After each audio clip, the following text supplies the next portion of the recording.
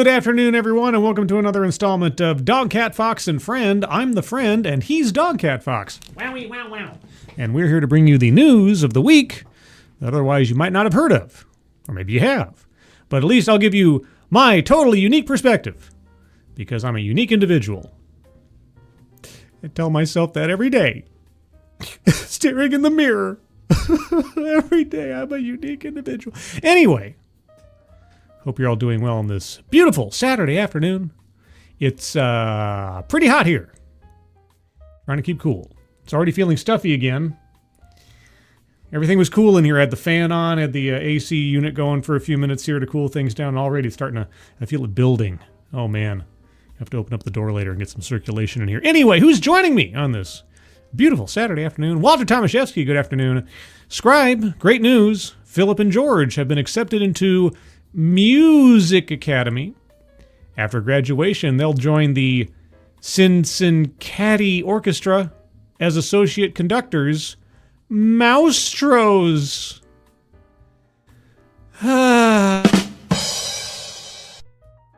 Thank you, Walter. Good afternoon. The Alexander is here. Juliet is here. Hello, Juliet. Matt Barnes. Hey, Scribbles in chat. Long time no see. Hit that like on the way in the door and share out on your social media choice. Much appreciated. Yes, thank you guys for that. And Matt Barnes. Holy cow. Yes, that's a name I haven't said in a while. Hey, nearly every episode, some pleasant visitor from the past appears. And I say to myself, I haven't said that name out loud in a long time. Matt Barnes is one I haven't said in a long time. Good to see you, Matt. Hope you're doing well. Glad you could be with us. Keeverdam, good afternoon. Thank you, Keeverdam, as always, for providing the link to the Leukemia and Lymphoma Society donation page. Guys, at the top of the chat box, there's a link to that if you can take a look at that. And if you can donate, please do so.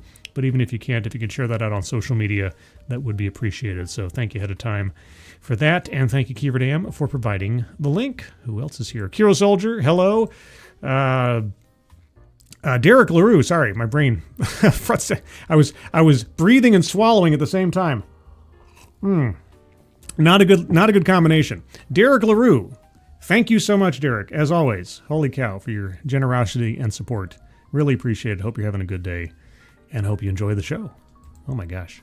Funtime Bats, hello. Mike Savage, Blarg. Vader35, hello. Who else is here? Oh my gosh. Angelverse, dare I say hello to Angelverse? If I didn't, hello. By the way, guys, I just, like 10 minutes ago, woke up from a nap, so I'm a little discombobulated. I apologize for that. It's just that I've been sleeping wonky the last couple of nights, and I had to conk out for a while. So if I'm a little off at the beginning, I am still waking up, and that explains everything. That is my excuse. That's my escape hatch. Shady Grin, hello. Daryl Odell, good afternoon.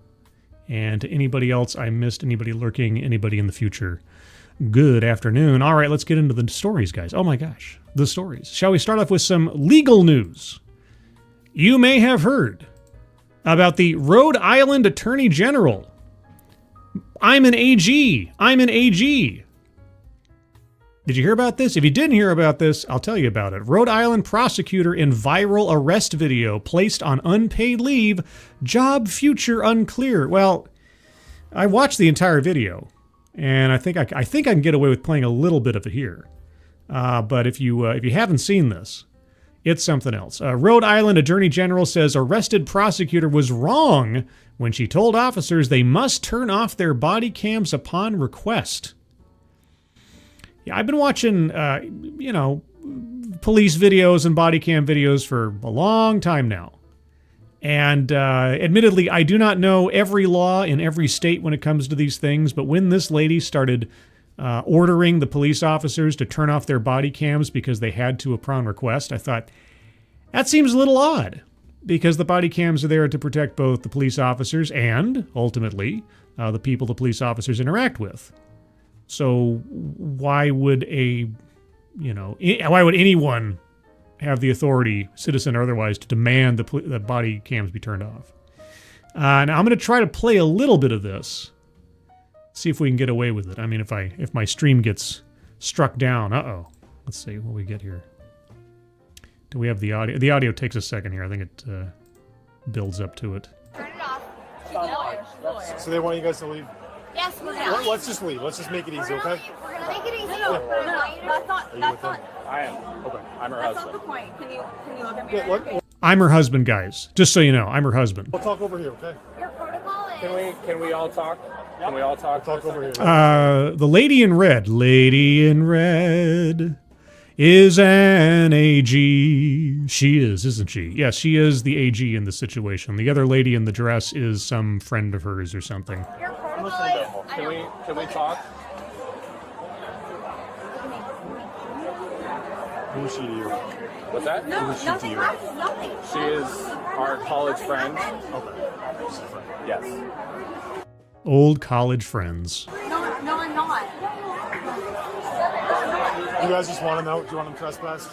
Anything we can do. Trespass, yeah. I just need. That guy is so desperate. He's like, please, please, please take them off our hands. Please. We're sick of them. Matt Barnes, thank you so much. You have no reasonable expectations of privacy and to not be filmed in any state. Just her getting too big for her britches. Yeah.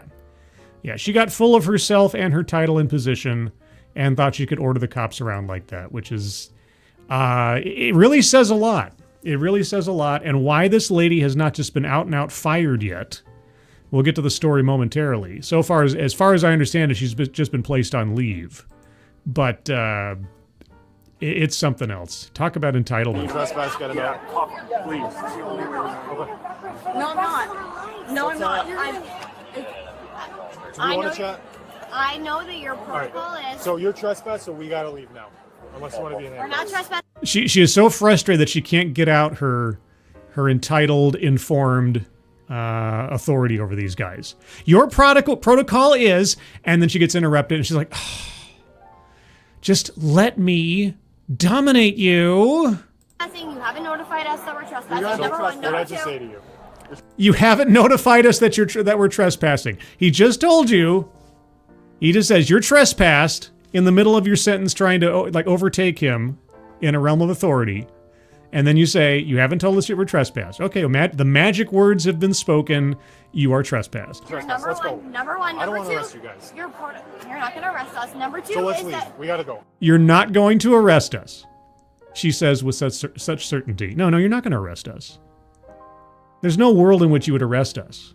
We're immune. We got to go. Protocol Let's is... go. Let's Can we go. calm down for citizen 1 protocol second? is if we Yeah. ask you to I turn don't the want body to cam deal off... with this. Let's Okay. go. No, I understand you don't want to deal with it, but the let's go. protocol is, Wait, and your can- protocol can is you if I relax? ask you to turn off the body cam, you have to turn it off, and that's your protocol.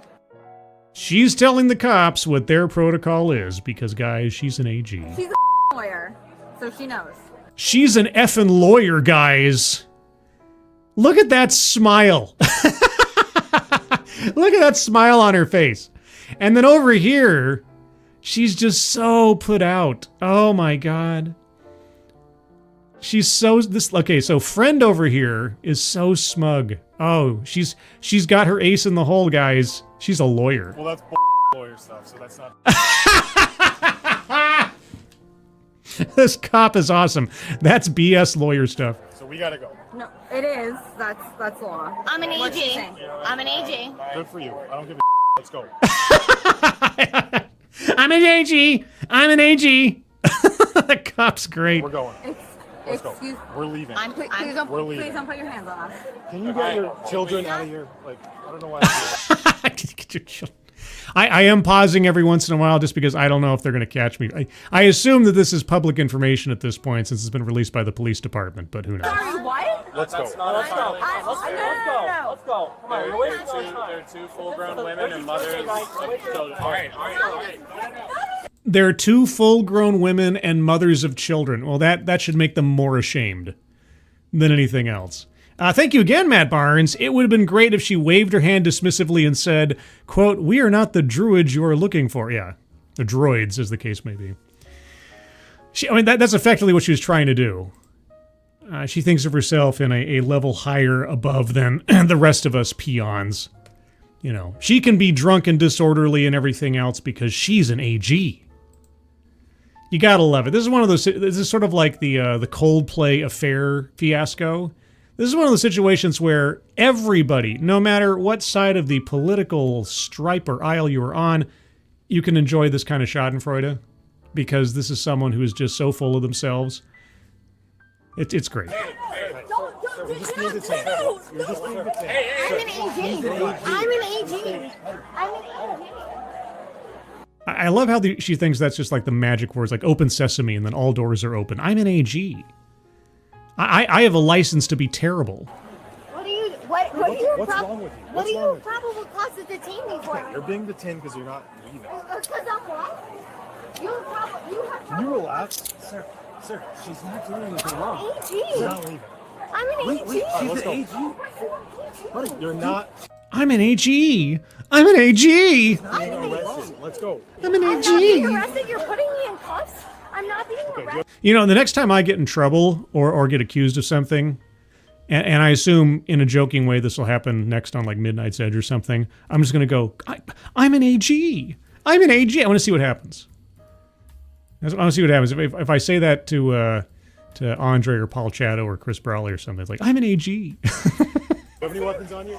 No, I'm an AG. Her badge is Let me tell you something. You're Buddy, arrested. get the hell out of here. Buddy, just seriously. Seriously, are you arresting her for like Arrest right now? No. what? You're putting me in handcuffs and you're Mirandizing. You're not Mirandizing me. Well, I mean, technically he doesn't have to Mirandize you unless he's going to start asking you questions or whatever, but still, yeah. Relax.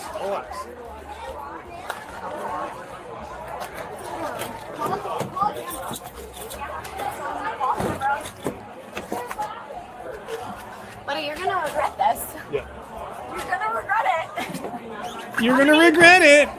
I'm going to have your job. Anyway, I'm not going to play the whole thing, but yeah, the friend acts even worse than the AG does. She starts like kicking and trying to keep the door open and acting like a child. It's something else. You can find the video pretty easy on the YouTubes. The Rhode Island Assistant Attorney General, whose arrest went viral earlier this week after she seemingly tried to use her position to evade arrest. I don't think there's anything seemingly about it. Telling officers they'd, quote, regret putting her behind bars, will be placed on unpaid leave. I hope that's just a precursor to unemployment. Special Assistant Attorney General Devin Flanagan, who was arrested for trespassing. Devin Flanagan. Sorry, in that context, it sounds like a boy's name. Was placed on paid leave directly after the incident while the Rhode Island Attorney General's office reviewed the matter. But starting Monday, Flanagan will go on unpaid leave, the office told Fox News Digital. It is unclear how long Flanagan will remain on unpaid leave. From the Attorney General's office, I hope permanently, until a final determination is made on her employment. The Attorney General's office did not respond to additional questions about its ongoing review of the matter or when it might make a final decision.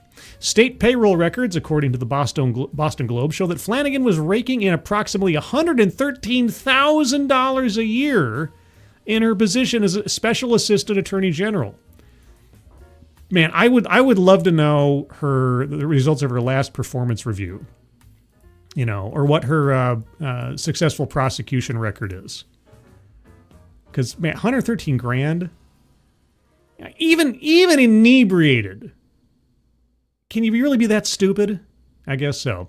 Quote, I'm an AG, Flanagan could be heard saying to police as they tried to detain her for failing to comply with their demands. Quote, you're going to regret this, you're going to regret it. I'm an A...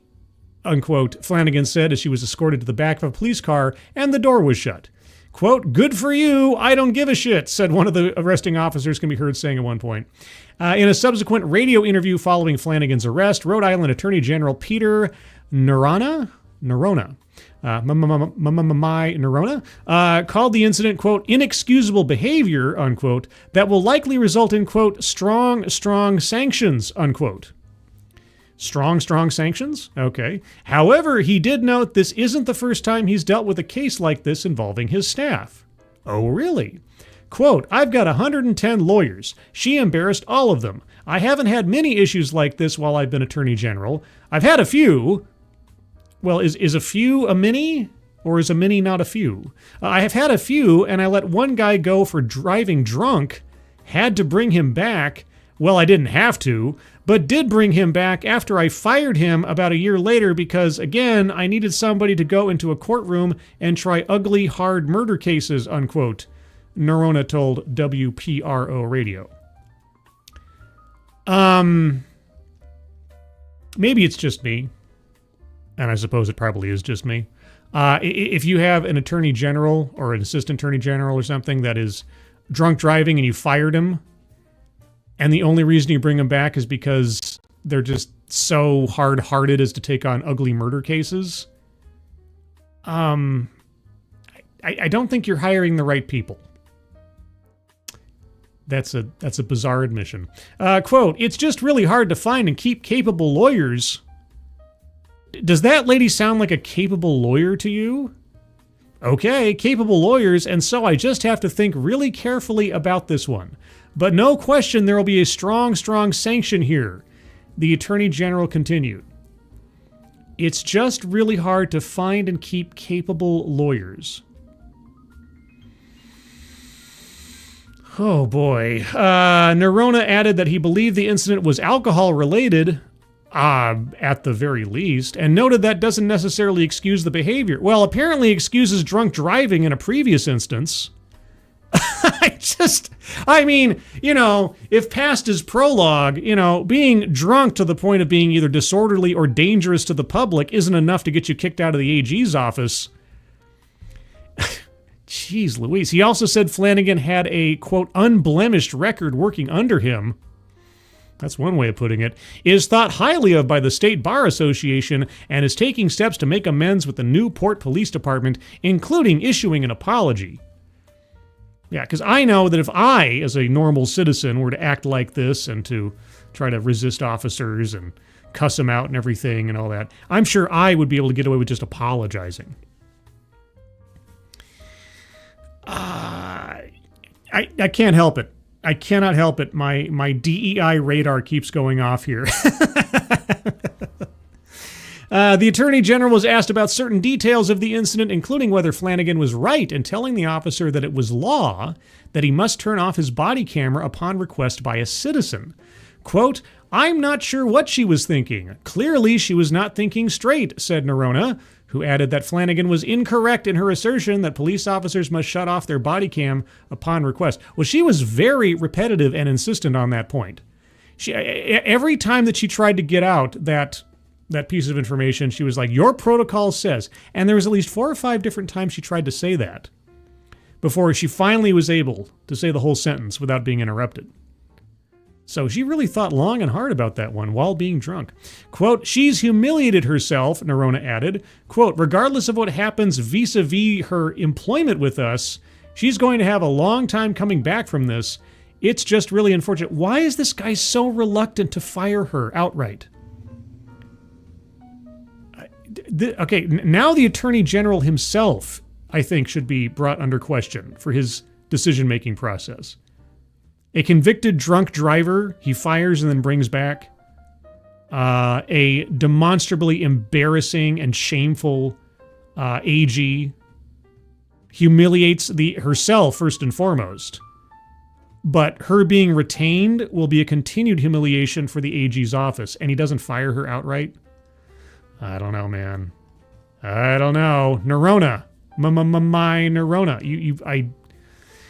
I don't know if they elect the Attorney General in Rhode Island or if they're appointed, but next session, whoever's in charge of that might want to rethink putting him back in his job. Just saying. Just saying. She's got witching hands. She's probably, she was trying to cast a spell. She's trying to go, woo, you have to turn off your body cameras. You won't arrest me. I'm an AG. I'm an AG. She was trying. Holy cow, Matt Barnes again. Thank you, Matt, so much. $10 says they're colleagues, if you know what I'm saying. I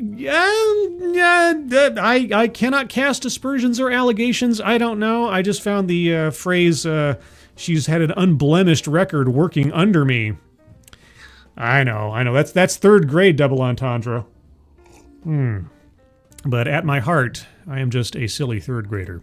Thank you, Matt Barnes.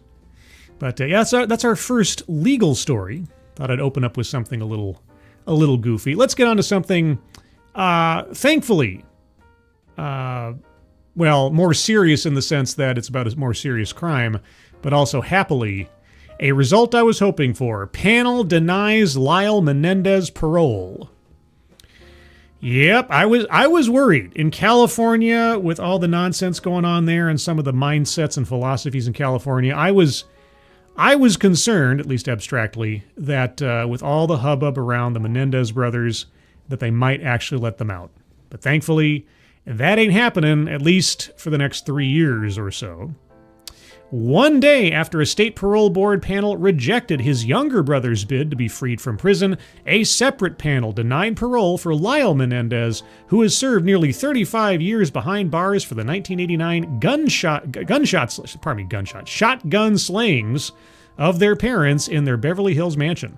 After a day-long hearing Friday that stretched into the evening hours and included Lyle Menendez saying that he will, quote, be forever sorry, unquote. Sure you will.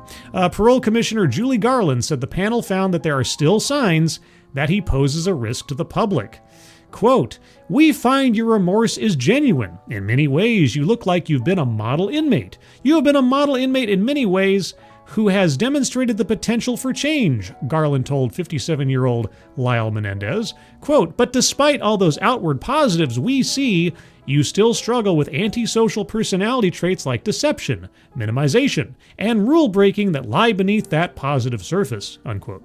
She urged Lyle Menendez not to give up hope, saying that the denial of parole for 3 years is, quote, not the end, unquote, and is, quote, a way for you to spend some time to demonstrate, to practice what you preach about who you are, who you want to be, unquote. Yeah, the last 35 years hasn't provided him that opportunity. Maybe the next 3 years will. Quote, don't be somebody different behind closed doors, Garland told. You just told him that in the next 3 years he has to pretend to be not what he is to your satisfaction. Now, for whatever effort he's been putting into that goal the last 35 years, you just told him he has to do double dog pretending in the next 3 years to make you happy. I don't know. Garland told him, noting that he ultimately needs to be the person he shows he is in running programs for fellow inmates. Garland added that he would be considered for an administrative review within a year, and that a hearing could be moved up as soon as 18 months. Why? Another parole board panel had also denied parole for Eric Menendez, 54, for 3 years after a nearly 10-hour hearing Thursday, with Parole Commissioner Robert Barton telling him that the panel found that he continued, quote, to pose an unreasonable risk to public safety, unquote. The two brothers were initially sentenced to life without the possibility of parole for the August 20th, 1989 shotgun killings of Jose and Mary Louise Kitty Menendez. The Menendez brothers claimed the killings were committed after years of abuse, including alleged sexual abuse by their father. In May, the two were resentenced to 50 years to life, automatically making them eligible for parole consideration because they were younger than 26 when the crime occurred. Both are imprisoned at Richard J. Donovan Correctional Facility in San Diego, the same prison where his brother is housed. Why would you say that sentence makes no sense? You said both are imprisoned, the same prison where his brother is housed. You wouldn't have to have that at the end. You just have to end the sentence there. That's it. That's the sentence. But okay. In his closing statement to the parole board panel, an openly emotional Lyle Menendez said he takes, quote, responsibility for all this pain, unquote. Yeah, only after trying to avoid responsibility for all those years, etc. Quote, my mom and dad did not have to die that day, he said. You're right. Adding that his decision to use violence that day was solely his and not his, quote, baby brother's responsibility. Quote, I am profoundly sorry for who I was, for the harm that everyone has endured, he said. I will never be able to make up for the harm and grief I have caused everyone in my family, unquote. That's what prison is for. Quote, I am so sorry to everyone, and I'll forever be sorry, says Lyle Menendez. Lyle Menendez added his final remarks to the parole board panel. He noted that family members were still, quote, showing up for me, disrupting their lives, dealing with public scrutiny, and I will never deserve it, unquote. I can agree with that. He had earlier told the parole board panel that he was sexually abused as a child by both his parents, but said there was, quote, zero planning for the murders. That's nonsense. You guys went and bought the shotguns. You waited until they were alone and presumably asleep on a couch together, and then you ambushed them, and then you lied to police and tried to stage it as a quote-unquote gangland shooting And then you ran around spending the family money for quite a while before you were finally arrested. There was plenty of planning in this. I don't think anybody, even looking at the surface level facts of the events that took place that night and in the days afterwards, could say that there was zero planning in this. Especially after you guys went back outside, reloaded, went back inside, and shot up your mother again after she was found to be still alive. None of that. None of that sounds like zero planning.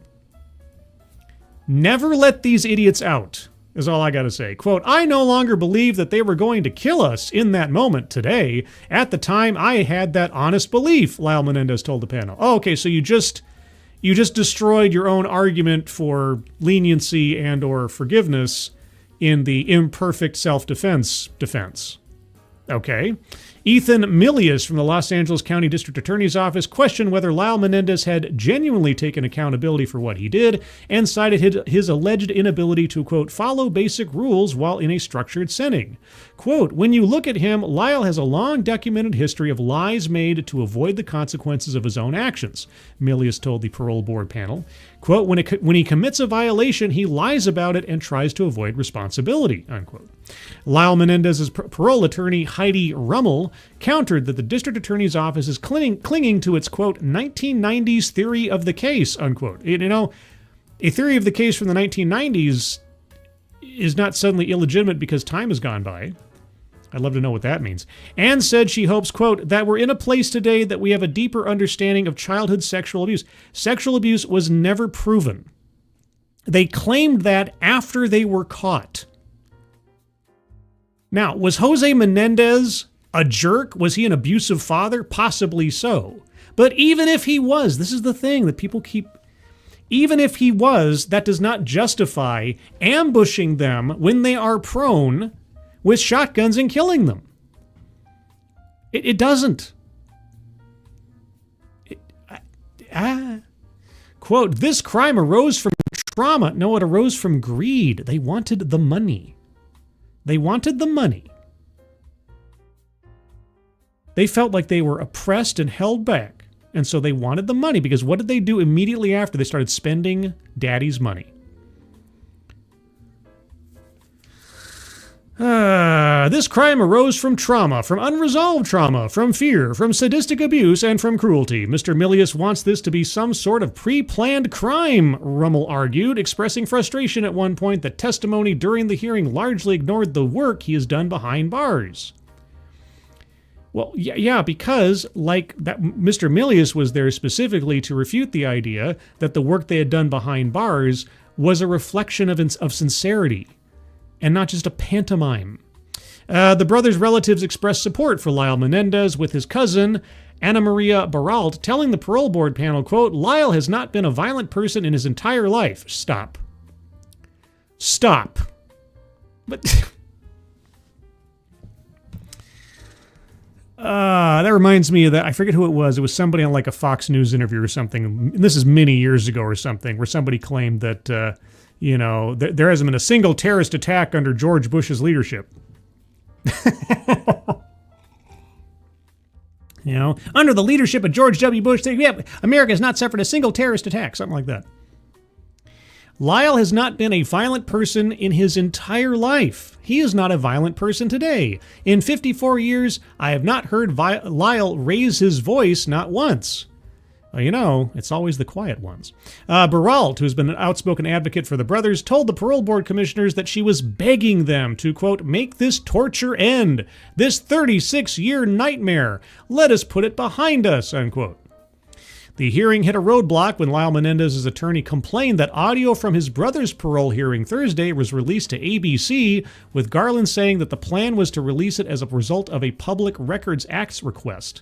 His attorney called it highly unusual and said it was, quote, another attempt to make this a public spectacle. Now, I'll tell you who made this a public spectacle. It was the Netflix biography documentary, drama documentary, combined with Kim Kardashian, combined with George Gascon. Those are the guys that made it a public spectacle. What am I talking about? Well, why are we here in the first place? Why are Lyle and Eric Menendez even up for parole when they were sentenced to life without parole all those years ago? Well, that's because George Gascon, the previous district attorney of Los Angeles, set things in motion while he was flagging in the polls and, doing a terrible job in Los Angeles.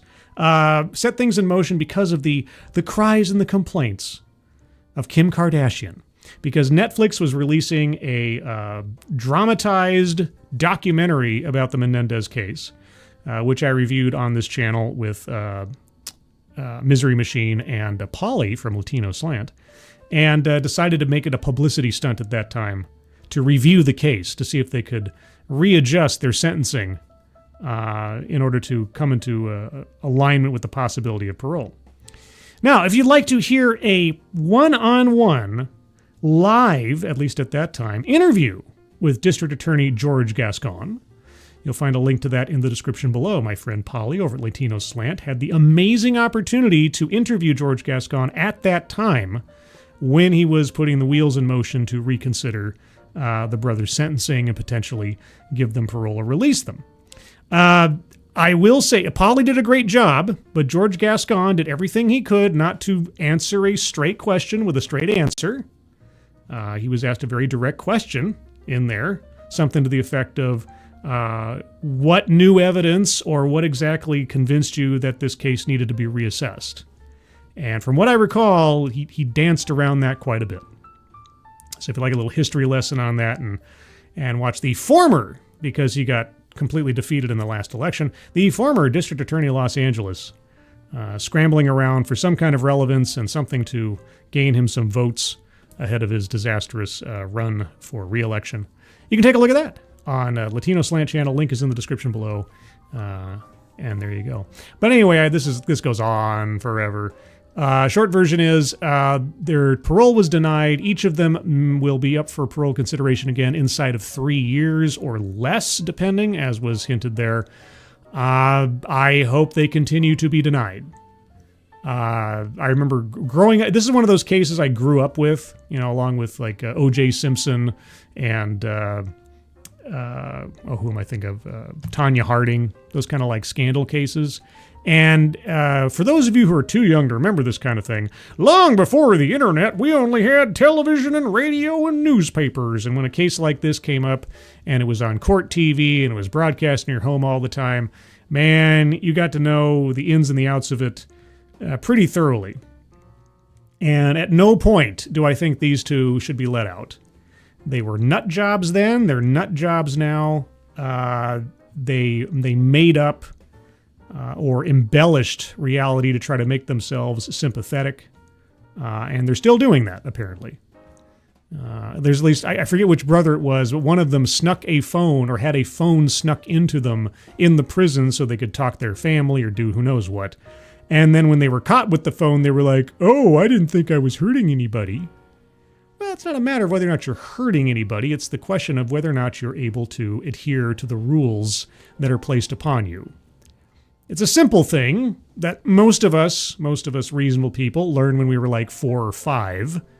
But if you haven't at this point, after having killed 2 people, for something as simple as a phone, well, yeah, here's the thing. It's the small things. If you can't abide by the small things, why should anybody trust you with the big things, especially after you've already shown you're capable of murdering people? It just didn't seem to quite get that one, I guess. Rand American, no one screws justice like Gascon. No one waffles like Gascon. It's true. Hello, Rand American. Seftus Wolf, hello. Dramanitory. Yeah, I don't know what the official term for that is. A dramatic reenactment. Whatever. Daryl Dale, yes, let's put it behind us by never considering parole again. Yeah, I mean, life without parole, that should be about the end of it. I don't know. If you go and buy shotguns and you wait until they are in a prone position and then you attack them and then you go out and you reload, you go back in, you do some more shooting to make sure the job's done, and then when the police show up you say, oh, it must have been the mafia that did it. because those two, their only vision of what a mafia hit looked like at that time, and given their cloistered lifestyle, was probably what they saw in movies and TV and watching Scarface. Yeah, the idea that this was not planned, that this was like some reflexive event, or it's self-defense. I thought they were going to kill us. Like, no. None of that made any sense then. It makes no sense now. And even now they're admitting, like, I now know they weren't trying to kill it. Oh, you now know? Okay, well. You caught up with the rest of us after 35 years. But anyway, so there's the Menendez brothers. Still trying to get out of jail. Now, how about some moon news? I live on the moon. We live on the moon, don't we, DogCatFox? Wow. Yes, we live on the moon. So once in a while, we see some moon news that we feel like we have to share. What's a black moon? Here's what to expect this weekend. Uh-oh, guys. A black moon? I see a black moon horizon. Let's find out, what is a black moon? The moon goes by many names. Yes, La Luna. Or the moon. August saw the full sturgeon moon. The moon turned into a fish. The full sturgeon moon, while in March, sky gazers may have witnessed the blood moon, which occurs when the satellite appears to turn red during a lunar eclipse. It doesn't appear to turn red, it turns red. I don't believe it's a trick of light or the atmosphere. No, I believe the moon turns red. Blood moon. You may have also heard of a blue moon, the second full moon to happen in 1 month. And then there is the black moon, occurring this weekend, which is rare and invisible. You have to take it on faith, guys. This phenomenon will occur Friday night into the early hours of Saturday. The moon will be closest to the sun at 2:06 a.m. Eastern Time Saturday, according to EarthSky. Oh, so it kind of already happened. Well, shucks, I missed it. But I didn't miss much because it was invisible. What is a black moon? Like a blue moon, a black moon isn't an official term, but it refers to the second new moon in a month. It happens once every 29 months. Okay, so it's not frequent, but it's not like super duper rare. We're not talking like Halley's Comet rare or anything. A new moon occurs when only its far side is illuminated by the sun, making it invisible from Earth. It marks the beginning of the lunar cycle. Quote, a black moon, or new moon, is when the moon is basically in between the Earth and the sun, not to make an eclipse, but where we don't see the moon, said Noah Petro, chief of NASA's Planetary Geology, Geophysics, and Geochemistry Laboratory at Goddard Space Flight Center in Greenbelt, Maryland. Holy cow. That guy's business card must be a notepad. What makes it different from a solar eclipse is the placement of the moon. In a solar eclipse, the moon passes in front of the sun, blocking some or all of the sunlight and casting a shadow on Earth. But a new moon, and black moon, passes near the sun. The term black moon can also refer to a month in which there are no new moons. This typically happens in February because the lunar cycle follows a pattern of 29.5 days, according to Petro. February usually has 28 days, except on leap years when it has 29 days. Stargazers may have quite a view. A view of what? There's no moon. Unless you're talking about like, well, if there's no moon, then there's no excess light, so the stars are more visible. Since the black moon will be invisible, moon watchers won't have much to see, but stargazers will have plenty. Quote, a new moon, or the black moon, is great for astronomers when it's clear, Petro says, because you can go outside and have basically no light contamination from the moon. You think the light from my moon is contamination? Jerks. This is the best time of year to see planets, according to EarthSky, so after sunset or just before sunrise, you might be able to spot some celestial bodies. Sydney Sweeney's here? Such as Venus, Mars, and Saturn. If you have binoculars or a telescope, you can also keep an eye out for the Dumbbell Nebula, the colorful glowing remnants of an old star 1,200 light years from Earth in the Vulpecula constellation. Vulpecula. The nebula appears during the first half of the night. Upcoming full moons. Oh my gosh, there's a whole schedule. Look out for 4 more full moons this year. With supermoons, full moons that appear while the moon is at its closest to Earth, occurring in October, November, and December. Here we go, guys. Here's a list of full moons. September 7th, the corn moon. Okay. October 6th, the harvest moon, which is the title of many a song. November 5th, beaver moon. This is a family channel. December 4th, cold moon. Because it's December. 2 eclipse events will take place as summer draws to a close. A total lunar eclipse. Total eclipse of the sun. Shabu. A total lunar eclipse will be visible in Europe, Asia, Australia, Africa, parts of Eastern South America, Alaska, and Antarctica on September 7th and 8th, according to time and date. Oh, so the rest of us are just out of luck. So nearly everybody else gets to see the lunar eclipse, but America proper is just ignored. That's what I think of you, America. Right, DogCatFox? Wow. That's right.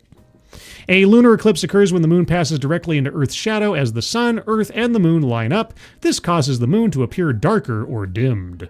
When the moon sits in the darkest part of Earth's shadow, the sun's rays peek out from behind the Earth and the light refracts, giving the moon a reddish hue, according to London's Natural History Museum. Some people call the result a blood moon.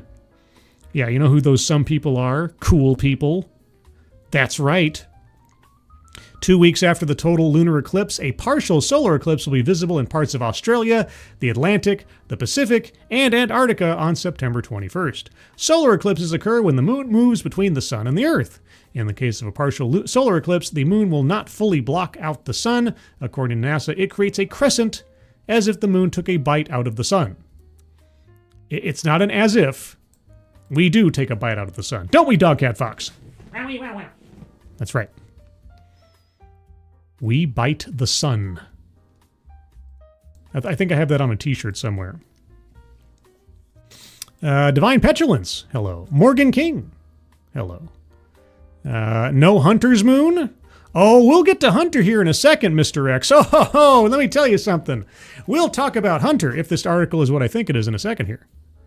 There's a game called Black Moon Chronicles. Ooh, what's it about? What do you do in Black Moon Chronicles? Beaver Moon, says Angel. Yeah, apparently so. I had not heard of a Beaver Moon. Dead Man 79. Yeah, werewolves. Yeah, that's what I was wondering for October.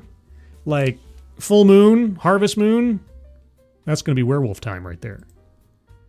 Scruff McGruff, that sun. Yes, indeed. Take a bite out of shine. Sunshine, that is. Anyway, let's look at what I was talking about just a second ago. Hunter. Now, why would there be something about a hunter in this? I know. This is usually fodder for Midnight's Edge in the morning, but I have a particular fondness for Blade Runner, the original, and the universe therein. I was not a fan of Blade Runner 2049.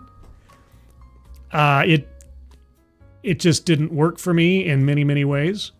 And so I'm curious to find out all I can about the upcoming Blade Runner 2099 to premiere in 2026 on Prime Video. And when I saw Blade Runner 2099, I thought, oh, is Spider-Man 2099 going to be there? Is Punisher 2099 going to be there? X-Men 2099? Let's find out. Or am I allowed to find out? The wait is almost over. Guys, I can tell you, I've been waiting forever for this. Blade Runner 2099, Prime Video's limited series follow-up to the 2017 movie sequel, Blade Runner 2049, will premiere on the platform in 2026.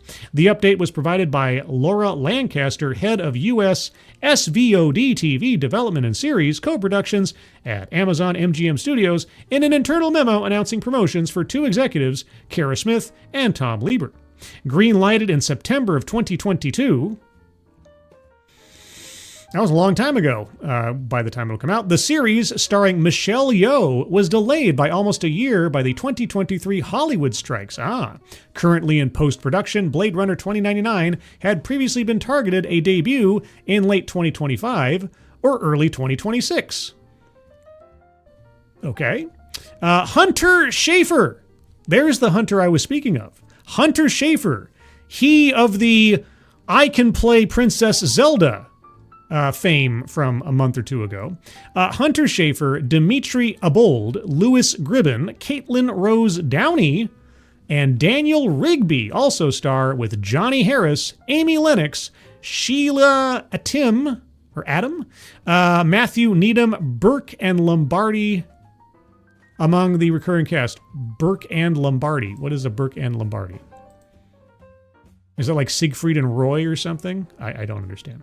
Silka Luisa, okay, serves as showrunner and executive produces alongside Alcon Entertainment co-founders Andrew Cosgrove and Broderick Johnson. Alcon's president of television, Ben Roberts, Ridley Scott, David W. Zucker, and Clayton Kruger from Scott Free Productions, Tom Speziali, Richard Sharkey, Michael Green, Cynthia Yorkin, Frank Giustra, and Issa Dick Hackett.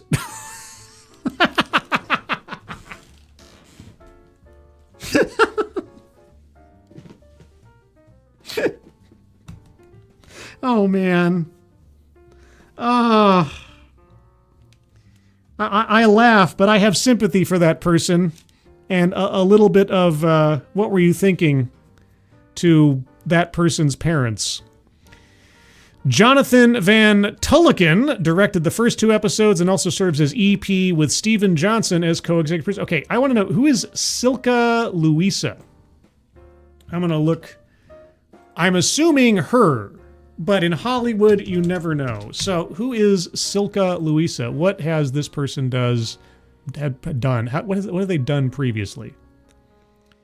Let's see. I'm assuming she produced. She was a producer on Shining Girls for Apple TV Plus. Oh no. Oh, guys. Okay, let me show you this. For those of you that if you know, you know. So the showrunner for Blade Runner 2099. Let me pull it up here. She was a producer for the Halo TV series. Oh, that's not a good pedigree. Okay, Strange Angel. Okay, I've never heard of Strange Angel. I've never heard of Shining Girls. I know, and here's just a full disclosure. I am not a Halo superfan or something. I've never played the games. This isn't me saying I hate Halo or something. I just never got into it. This was never a thing for me. But I have a lot of appreciation for the fandom that built up amongst my friends and others about Halo over the years. And when they said they were going to make a TV show, I was like, well, I'm happy for the fans of Halo. But I was also, of course, because of what we've seen in the past regarding beloved IPs coming to streaming services, I was like, uh-oh. And the uh-oh is right. They took the helmet off. Even I, a non-super fan of Halo, know you don't take the helmet off. Master Chief's helmet doesn't come off. It's like Judge Dredd. You don't take the helmet off. But in the trailer for the show, it's like they took the helmet off. Like, no, you've done wrong. So this lady is the showrunner from a completely disastrous TV show on a popular franchise. 2 shows I've personally never heard of before. That doesn't say much of anything. I don't watch every show that's ever existed or anything. She was a executive producer on something called The Wilding from 2016. But she's been handed Blade Runner 2099, along with a litany of other cooks in the kitchen. Michelle Yeoh and Hunter Schafer. I'm sure it'll be great.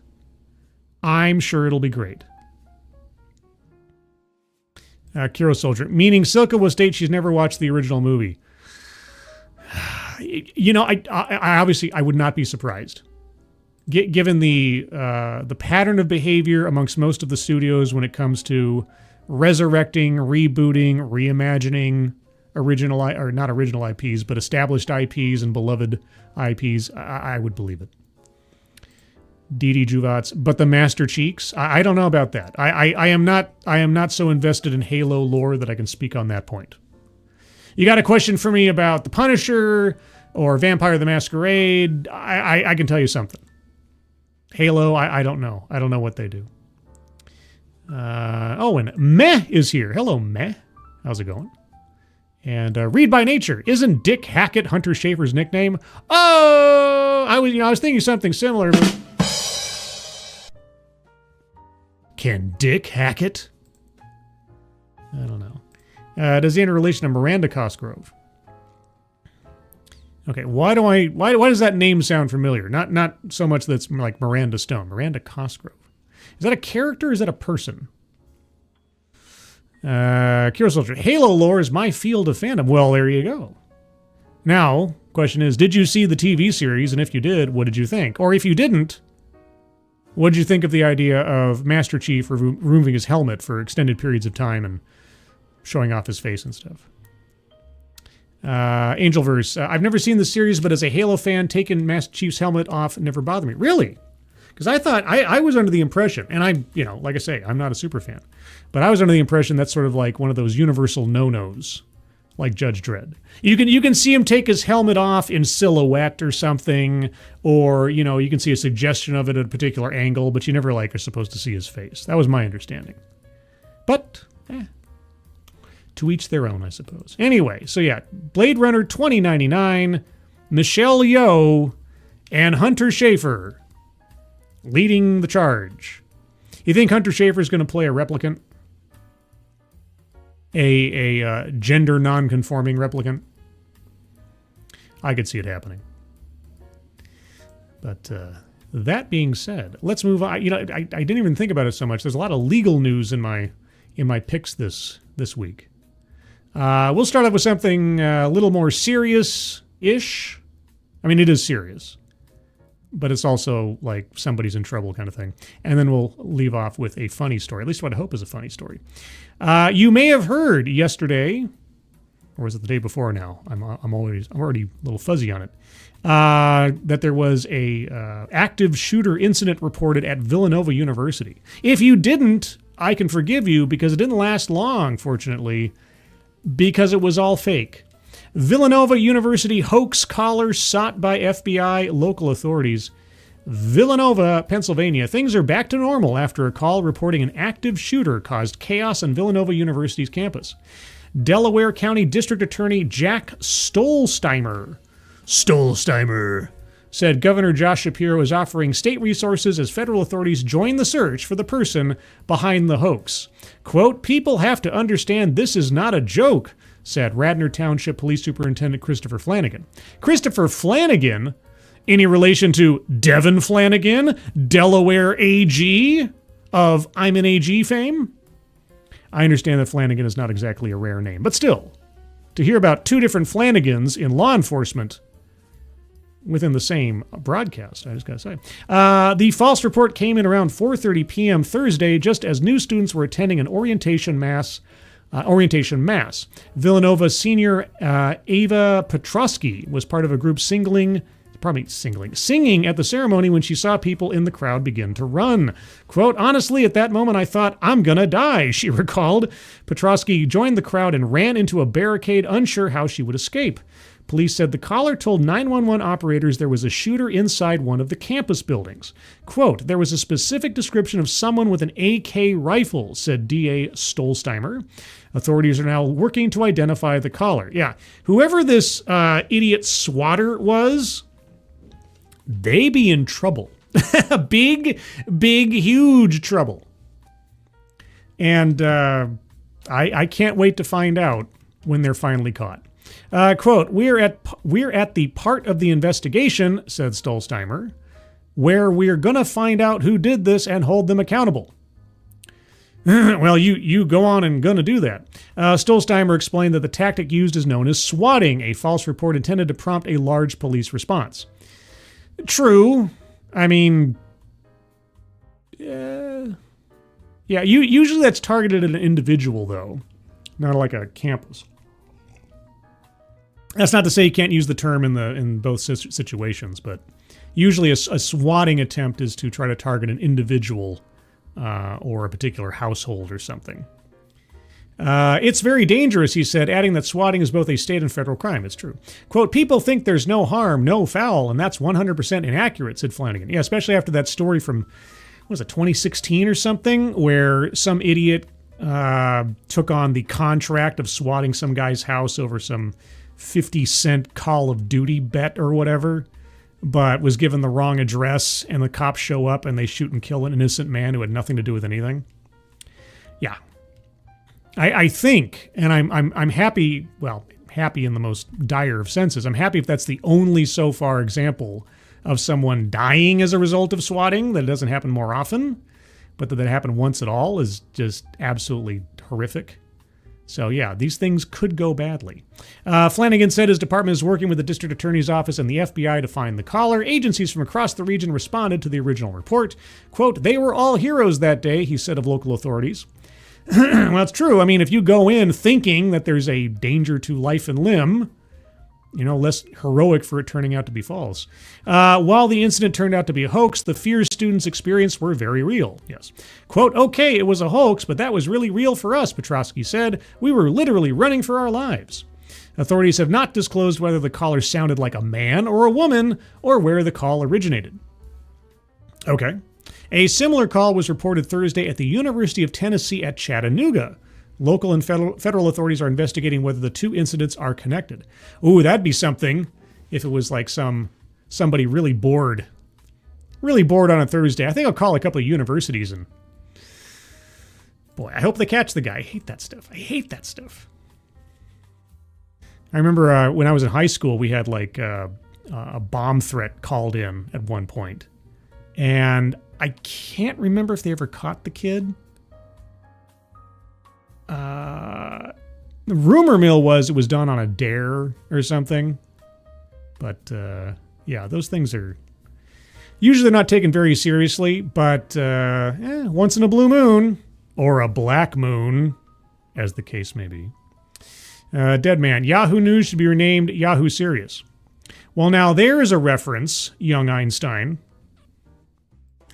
I won't go any further because if you know, you know. Advocates Diabli, swatting is just calling cops to a place where there's no actual crime and saying there is doesn't need to be a home. I understand. Just in my sort of my mind's eye, I'm thinking of swatting as like I'm targeting an individual by bringing the cops down upon them. When I think of like a school thing, like I say, back in the days, somebody calling into a high school with a bomb threat or something. It doesn't seem like it's a targeted individual kind of thing. But yeah, no, swatting is just making a false report to inside a police response. Usually an armed police response in some way, shape, or form. But one last legal piece of news. And I can't wait to find out the details of this, because when I saw the headline, I thought, uh-oh, somebody's in trouble. Australian lawyer apologizes for AI-generated errors in murder case. Now, I'm not a lawyer. I've never been a lawyer. I tangentially have some association with law stuff as a matter of my work. But if there's any particular case where you don't want to flub up if you can help it, it's in a murder case. On either side, whether you're the defense or the prosecution. So let's find out how an Australian lawyer decided to employ AI in a murder case. I'm hoping it's in their legal research. That'd be great.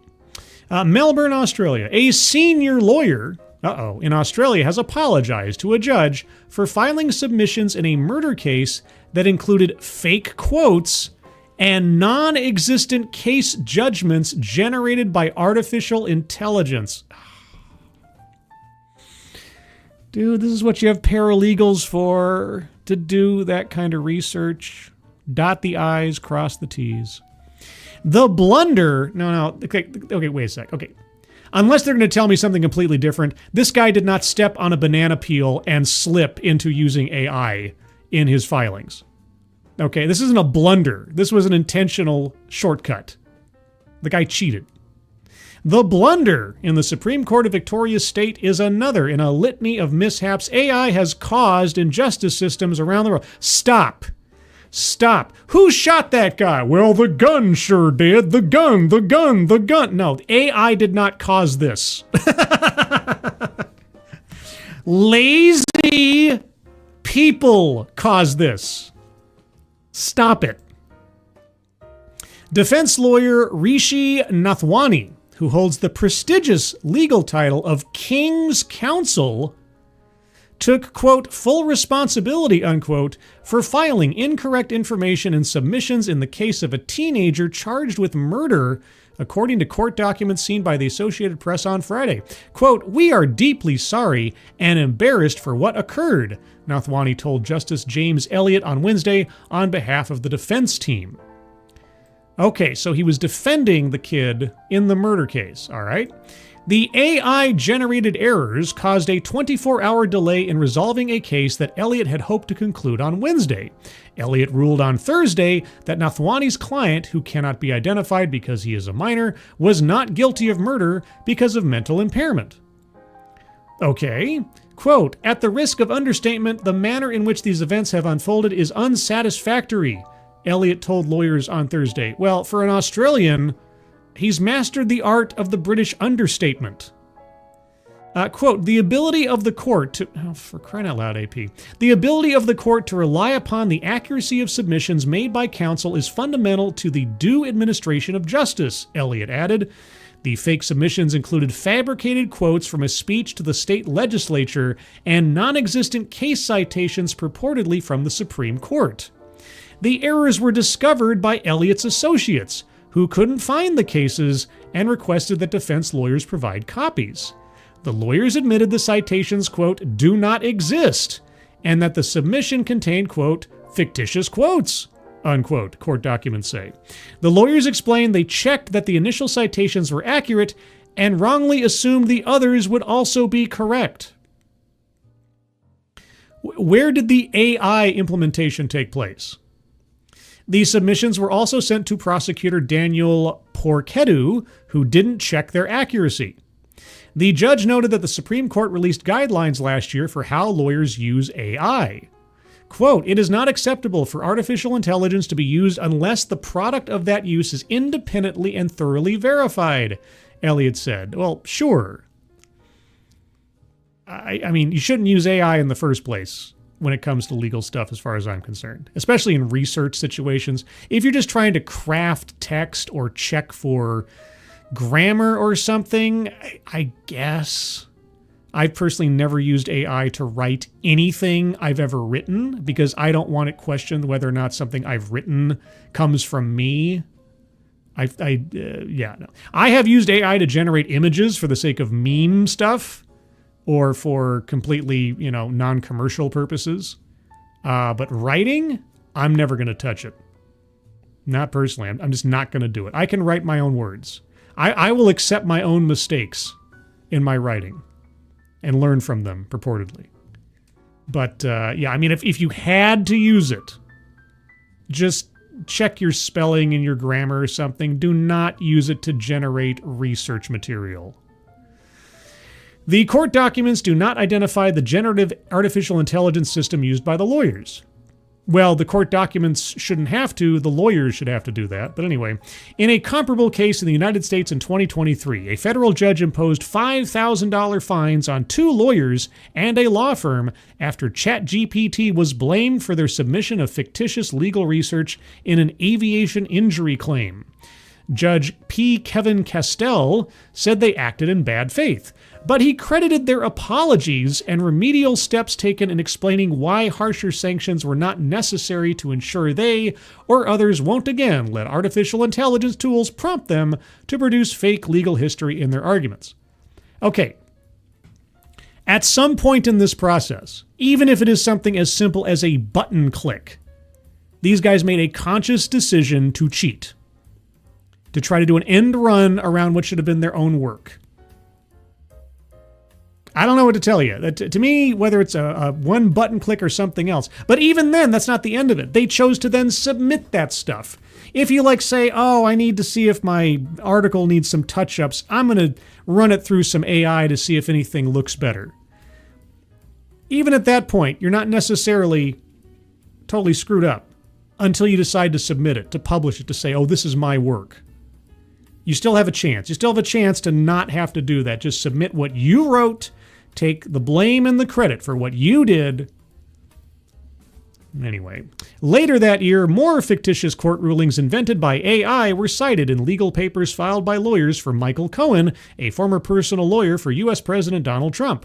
Cohen took the blame, saying he didn't realize that the Google tool he was using for legal research was also capable of so-called AI hallucinations. Check your work.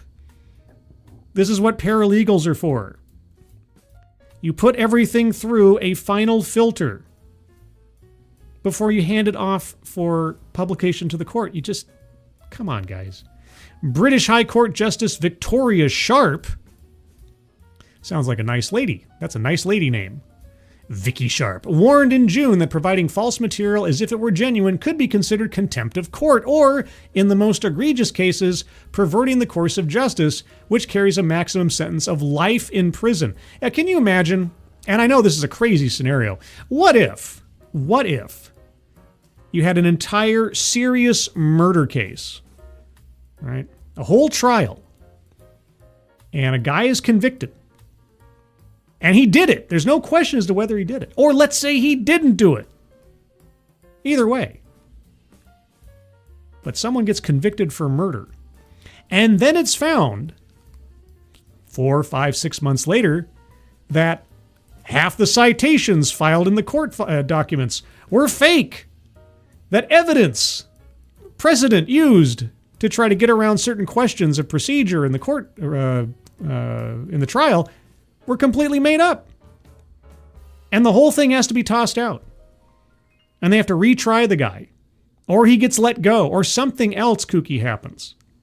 Because some lawyer, or some paralegal, or someone else decided not to do their job.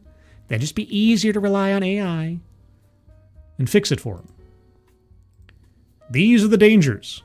And that day is coming. That day is going to come. Someday there is going to be some very serious case that goes all the way up to and through a jury. And then after the fact, they're going to find out that some significant bulk of stuff used in the course of the trial was fake, was AI generated, was nonsense, and it's going to screw everything up. The dead man. That sounds like a great idea. Would you like me to search for more ways to improve your legal documents? Old guy gamer. Oi, JB. Got me off guard. What? JB, what'd you do? What the hell did I walk into? The DogCatFox and Friends show. I mean, I'm the friend and he's DogCatFox. Wowie wow wow. That's what you walked in. What'd you think you were clicking on when you came to this stream? Did I misspell something? Was my title generated by AI? I don't know. Anyway. But yeah, that is the stories for today. Oh, and I remember now. I talked to my father earlier this afternoon, and I told him I was going to be streaming and doing news stories. And he was like, I was like, what's a news story I should talk about? And we started talking about the, we started talking about term limits. Term limits. He's like, a lot of these politicians are too old. And like, I agree. You know, the Mitch McConnells of the world, the Chuck Schumers, and on and on and on. I said, there's a title that you can never live down, in my opinion, and that is career politician. I don't think there should be anything like a career politician. I think you should serve your time briefly and then go back to your regular job. Because anybody who's served as nothing but a politician their entire life, I'm not a big fan of that. I understand there's currently nothing preventing someone from doing so, obviously so, but get a real job. All right. I think it should be something, you have to balance it against the whatever party may or may not be in the presidential seat from time to time. So like, you know, I've always said something to the effect of you can serve 3 terms in any one position. So like you can be a state senator for a total of 3 terms. Not necessarily consecutive, I mean, but, you know, or you can be a congressman or state representative for 3 terms and a senator for a maximum of 3 terms. You could be a governor for a maximum of, I think there's already term limits on governors, but that kind of thing, you know, for the not high-level positions, I think there should be term limits, something like 3, some odd number that's going to make sure that they can conceivably bridge between different administrations if that's what the voters want. But these long-term, re-elected every year, 30 years in the office kind of thing, stop it. Stop it. Stagnation. Corruption. That's all that leads to. In my opinion. Dead man, 12 years. Yeah, something like that. You know, it's something where there's a definitive stop. And doesn't stop you from, running for a different position within government. Whether, again, you can be a state representative or a senator. You can be a representative for several terms. I mean, people could conceivably just leapfrog from position to position and get themselves a couple of decades worth of political employment. But there should be a stopping point. I just think so. Anyway, but that's what my father brought up and wanted to talk about. Wanted me to mention. So there you go.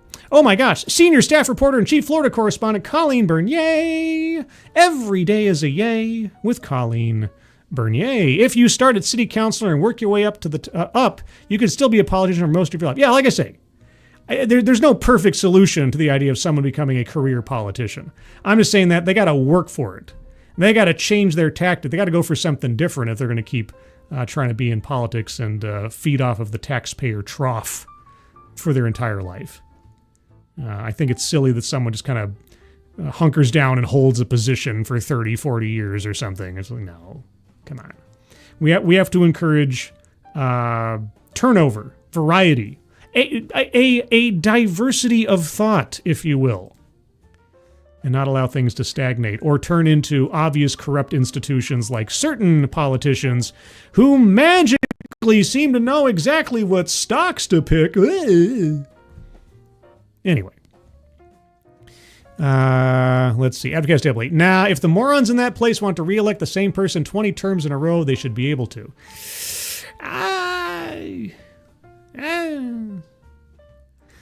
Like I say, I'm not like hard and fast on this. I'm mad about it or something. I just I don't like the idea of someone perpetually in a role of political power by drowning out all other options.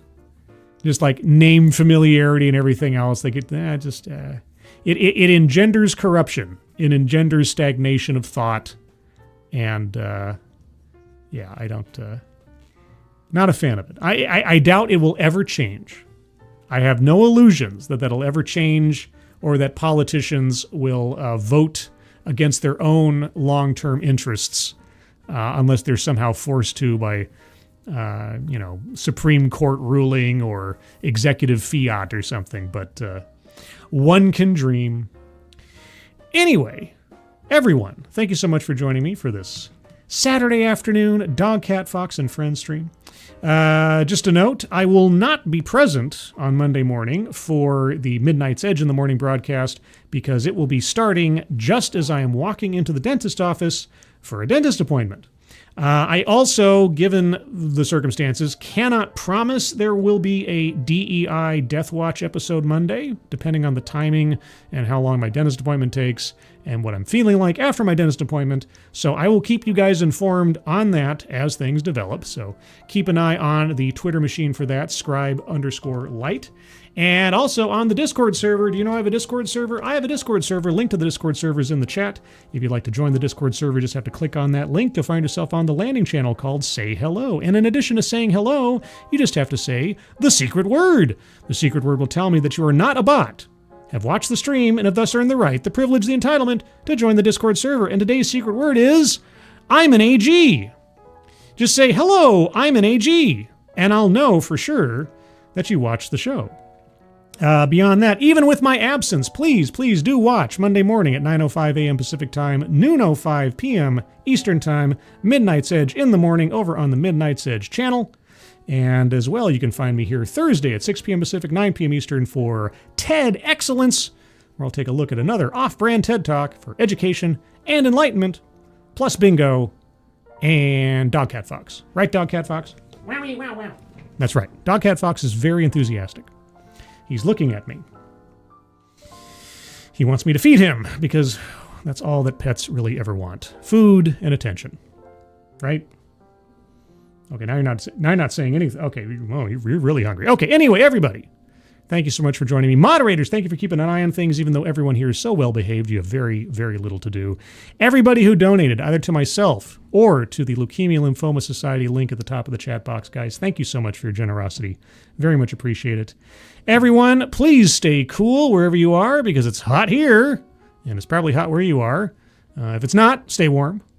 Also, enjoy the rest of your Saturday. Hope you have a good rest of the weekend and week ahead of you. I hope you're all safe and well. If you're not well, please get well soon, and I'll see you on the next one. Take care. Bye-bye.